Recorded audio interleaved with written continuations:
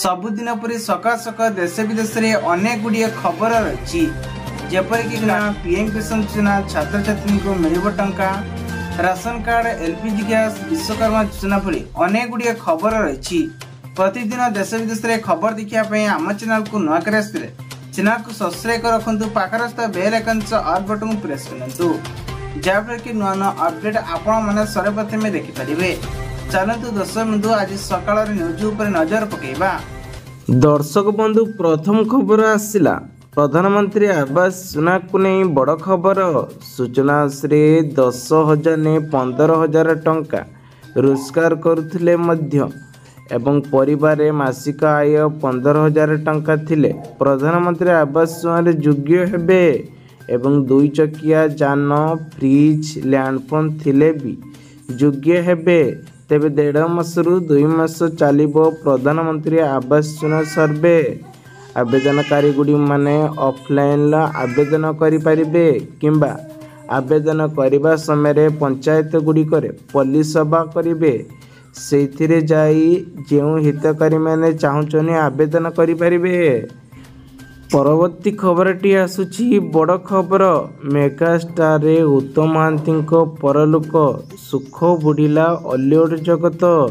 सूचना अनुसार दिल्ली रे गुरुग्राम रे मेदांत हॉस्पिटल चिकित्साधीन अवस्था तांकर परलोक घटिची। परवर्ती खबरटी आसला मोटर यान पई ड्राइविंग लाइसेंस को नहीं बड़ खबर। भारतीय ड्राइविंग लाइसेंस रे केवल 40 वर्ष पाई वैध यापरे आपण को रिन्यूअल पाई आवेदन करिया पाई पड़िबो। तेबे आवेदन न करिथिले किंबा ड्राइविंग लाइसेंस नवीकरण न करिथिले 1500 टंका फाइन देबा पाई पड़िबो। परवर्ती खबरटी आसिला पोस्ट ऑफिस आनिला नुआ स्कीम 5 लाख टंका निवेशन कले मिलिबो 10 लाख टंका। सूचना अनुसार किसान विकास पत्र सुरे 5 लाख टंका निवेशन कले एवं मैच्योरिटी अर्थात 115 मास पर्यंत एई सुरे रखा जाइथिबा 7.5% सुद हार 5 लाख टंका केवल सुद मिलिबो।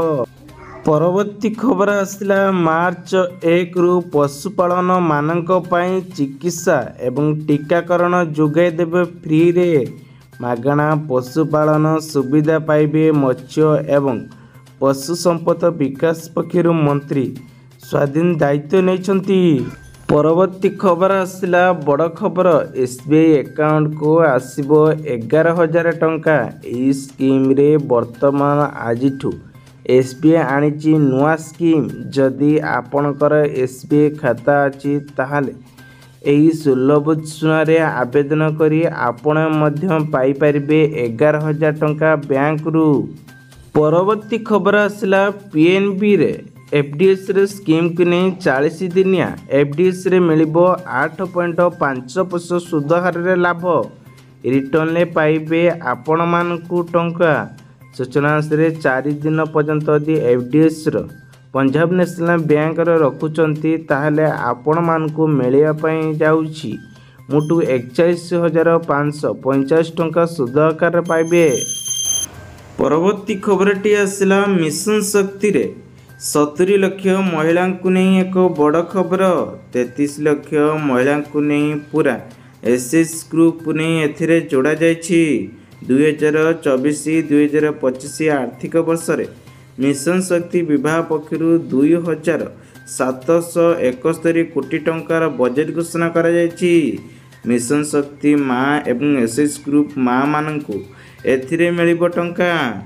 परवर्ती खबरटी आसुची अंडा हेला आकाश छुआ दर। सूचना अनुसार मूल्यवान भारत रे 6 रु 8 टंका रही बेले अमेरिका रे गोटिए अंडा एबे 36 टंका। सेहीपरि ओडिशा रे एबे लागू होइथिबा आउ 4 टंका वृद्धि करा जायछि। परवर्ती खबरटी आसुची केंद्र सरकार आनिले पीएम इंटर्नशिप योजना। एही योजना 2024-2025 रे द्वितीय पर्यायर आवेदन प्रक्रिया रे आवेदन करि परिबे। इच्छुक व्यक्ति मानकर 18 वर्ष नहीं 24 वर्ष होइतिबा जरूरी। सूचना अनुसार एथिरे ଏହି ପ୍ରାର୍ଥୀମାନଙ୍କୁ ପ୍ରତି ମାସରେ ଦରମା 5,000ରୁ ନେଇ 4,500 ଟଙ୍କା ଲେଖାଏଁ ଯୋଗ ଦେଉଛନ୍ତି। ପରବର୍ତ୍ତୀ ଖବର ଆସିଲା ସୁଭଦ୍ରା ସୁଆଁର ଦ୍ୱିତୀୟ କିସ୍ତି। ମାର୍ଚ୍ଚ 8ରେ କେଉଁମାନେ ପାଇବେ ଟଙ୍କା ଜାଣନ୍ତୁ। ସୁଭଦ୍ରା ଦିବସକୁ ନେଇ ଓଡ଼ିଶାରେ ପ୍ରାୟ 1 କୋଟି ଯୁଗରେ ମହିଳା ଏବେ 5,000 ଟଙ୍କା ଦ୍ୱିତୀୟ କିସ୍ତିରେ ପାଇସାରିଛନ୍ତି। ଉପମୁଖ୍ୟମନ୍ତ୍ରୀ ପ୍ରଭାତୀ ପରିଡ଼ା ନିକଟରେ ଏକ ସୂଚନା ଦେଇ କହିଛନ୍ତି, ଏକ ବୈଠକ ପରେ ପାଖାପାଖି 7 ମାସରେ 89 ଲକ୍ଷରୁ ଏବେ ନିକଟରେ ପହଞ୍ଚିଛି। ଏବେ 1 କୋଟି ପଞ୍ଜୀକରଣ ରେକର୍ଡ କରାଯାଇଛି। ଯେଉଁମାନେ EKYC ପରିପୂର୍ଣ୍ଣ ଭାବରେ କରିଛନ୍ତି, ଯୋଗ୍ୟ ହୋଇଥିଲେ ସେହି ମା'ମାନଙ୍କୁ ମିଳିବ 5,000 ଟଙ୍କା। ପରବର୍ତ୍ତୀ ଖବର ଆସିଲା ରାସନ କାର୍ଡ ଧାରୀଙ୍କ ପାଇଁ ବଡ଼ ଖବର। ରାସନ କାର୍ଡରେ ଏନେ ଲିଷ୍ଟ ସହ ଡ୍ରଟ ବୁଲି ଭେରିଫିକେସନ କରିବେ ଅଧିକାରୀ। ସୂଚନା ଅନୁସାରେ ଏବେ ତଦନ୍ତ କରି ସେମାନେ ସାମିଲ କରାଯିବ। ଗ୍ରାମ ଅଞ୍ଚଳରେ ମାସିକ 10,000 ଏବଂ ସହର ଅଞ୍ଚଳରେ ମାସିକ 15,000 ଥିଲେ କାର୍ଡ କଟିବାର ନିର୍ଦ୍ଦେଶ ଆସୁଛି। ପରବର୍ତ୍ତୀ ଖବର ଆସିଲା ଚାଷୀ ଭାଇମାନଙ୍କ ପାଇଁ ବଡ଼ ଖବର। ରାଜ୍ୟରେ ସରକାର ପକ୍ଷରୁ ଧାନ କିଣା ଜାରି ରହିଛି। ଏହାରି ମାଧ୍ୟମରେ ସରକାର ସମୟ ସୀମା ଧାର୍ଯ୍ୟ କରିଛନ୍ତି। ଆସନ୍ତା ମାର୍ଚ୍ଚ 31ରେ ଡେଡଲାଇନ୍ ଧାର୍ଯ୍ୟ କରିଛନ୍ତି ସରକାର। ମଙ୍ଗଳବାର ଯୋଗାଣ ମନ୍ତ୍ରୀ କୃଷ୍ଣଚନ୍ଦ୍ର ପାତ୍ର ଦେଇଥିବା ସୂଚନା ଅନୁଯାୟୀ ବର୍ତ୍ତମାନ ସୁଦ୍ଧା 65 ଲକ୍ଷ ମେଟ୍ରିକ ଟନ୍ ଧାନ କିଣା ସଂଗ୍ରହ କରାସରିଛି। ପରବର୍ତ୍ତୀ ଖବର ଆସିଲା ପୋଷ୍ଟ ଅଫିସରେ ସୁବର୍ଣ୍ଣ ସୂଚକ ଆଣିଲା ନୂଆ ସ୍କିମ୍। ମାସକୁ ମିଳିବ 15 ଲକ୍ଷ ଟଙ୍କା ପୁରା ମ୍ୟାଚୁରିଟି ପରେ। ସୂଚନା ଅନୁସାରେ ଯଦି ଆପଣଙ୍କ ଖାତାରେ 1 ଲକ୍ଷ ଟଙ୍କା ଡିପୋଜିଟ୍ କରନ୍ତି ତାହେଲେ ମ୍ୟାଚୁରିଟି ବେଳକୁ 15 ଲକ୍ଷ ଟଙ୍କା ଲେଖା ମିଳିବ। ପରବର୍ତ୍ତୀ ଖବରଟି ଆସିଲା ସରକାରଙ୍କର ବଡ଼ ଘୋଷଣା, ଝିଅଙ୍କୁ ମିଳିବ ମାଗଣା ସ୍କୁଟି। ରାଜ୍ୟ ସରକାରଙ୍କର ବଡ଼ ଘୋଷଣା। ଏବେ ଦେଶରେ ମହିଳା ଶକ୍ତିକରଣକୁ ପ୍ରୋତ୍ସାହିତ କରିବା ପାଇଁ ସରକାର ବିଶେଷ କରି ମହିଳା ଏବଂ ବାଳିକାମାନଙ୍କ ପାଇଁ ଯୋଜନା ଆଣିଛନ୍ତି। ଏହି ଯୋଜନାଟି ଆରମ୍ଭ ହୋଇଛି ଉତ୍ତରପ୍ରଦେଶରେ। ବଜେଟ୍ ଉପସ୍ଥାପନକୁ ନେଇ ମେଧାବୀ ଛାତ୍ରଛାତ୍ରୀମାନଙ୍କୁ ଏବେ ବଡ଼ ଉପହାର ମିଳିବା ପାଇଁ ଯାଉଛି। ରାଣୀ ଲକ୍ଷ୍ମୀ ବାଇକ୍ ସ୍କୁଟି ଯୋଜନାରେ ସବୁ ଛାତ୍ର ଏବଂ ମହିଳାମାନଙ୍କୁ ମିଳିବ ସ୍କୁଟର। ପରବର୍ତ୍ତୀ ଖବର ଆସିଲା ରାଜ୍ୟରେ ବଢ଼ିବ ତାତି। 2ରୁ 3 ଡିଗ୍ରୀ ବଢ଼ିବ ତାତି। ତାପମାତ୍ରା ପୁଣି ଏବେ ବଢ଼ିବ। ପୁନର୍ବାର ପାଣିପାଗ ବିଭାଗ ପକ୍ଷରୁ ସୂଚନା ମିଳିଛି। ଏହିଭଳି ଏକ ପାଣିପାଗ ବିଭାଗ ପକ୍ଷରୁ ଆସିଛି ବଡ଼ ଖବର। ପରବର୍ତ୍ତୀ ଖବର ଆସିଲା ପ୍ରଧାନମନ୍ତ୍ରୀ କିଷାନ ସମ୍ମାନ ନିଧି ଏବେ ସୁଦ୍ଧା ଆସିନି କି ଟଙ୍କା? କ'ଣ କରିବେ ଜାଣି ରଖନ୍ତୁ। ସୂଚନା ଅନୁସାରେ ସରକାର ତରଫରୁ ପାଖାପାଖି 51 ଲକ୍ଷ ଚାଷୀଙ୍କ ଆକାଉଣ୍ଟକୁ ଡେବିଟ୍ କରାଯାଇଛି। 22,000 କୋଟି ଟଙ୍କା ଟ୍ରାନ୍ସଫର କରାଯାଇଛି। ଯେଉଁ ଚାଷୀମାନଙ୍କୁ ଟଙ୍କା ପହଞ୍ଚିନି ସେମାନେ ତଦନ୍ତ କରନ୍ତୁ। ଷ୍ଟାଟସ୍ ଚେକ୍ EKYC କରିବା ସହିତ ବେନିଫିଟ୍ ଲିଷ୍ଟ ଷ୍ଟାଟସ୍ ଚେକ୍ କରନ୍ତୁ। ପରବର୍ତ୍ତୀ ଖବର ଆସିଲା SBIର ପର୍ସନାଲ ଲୋନ୍ କେତେ ଭରିବେ? ଆସିଲା ନୂଆ ନିୟମ। SBIର ପର୍ସନାଲ ଲୋନ୍ର ଇଣ୍ଟରେଷ୍ଟ ନେଇ ଏବେ ଆରମ୍ଭ କରିଛି SBI। ଗ୍ରାହକମାନଙ୍କ ପାଇଁ ହୋଇଯାଆନ୍ତୁ ସାବଧାନ। ଯଦି ଆପଣମାନେ SBI ପର୍ସନାଲ ଲୋନ୍ ନେଇଛନ୍ତି ତାହେଲେ 10.10ରୁ ଆରମ୍ଭ କରି 16 ସୁଧ ଏବଂ 6ରୁ ନେଇ 72 ମାସ ଭିତରେ ଦେୟଯୁକ୍ତ କରିବା ପାଇଁ ପଡ଼ିବ।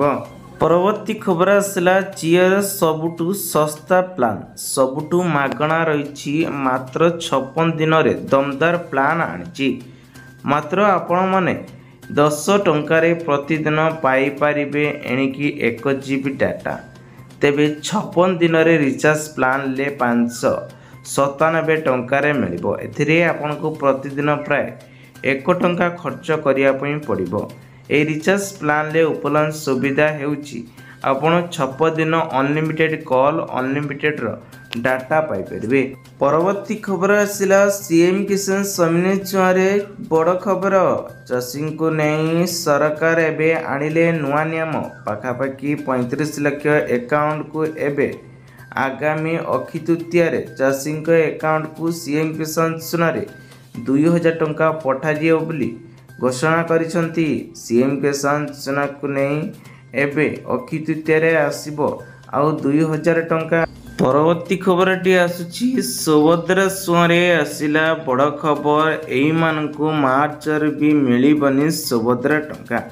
ଯାଜପୁରରେ ଏକ ରିପୋର୍ଟ ଅନୁଯାୟୀ ସୁଭଦ୍ରା ସୁଆଁରେ ପ୍ରଥମ କିସ୍ତିରେ ଚତୁର୍ଥ ପର୍ଯ୍ୟାୟରେ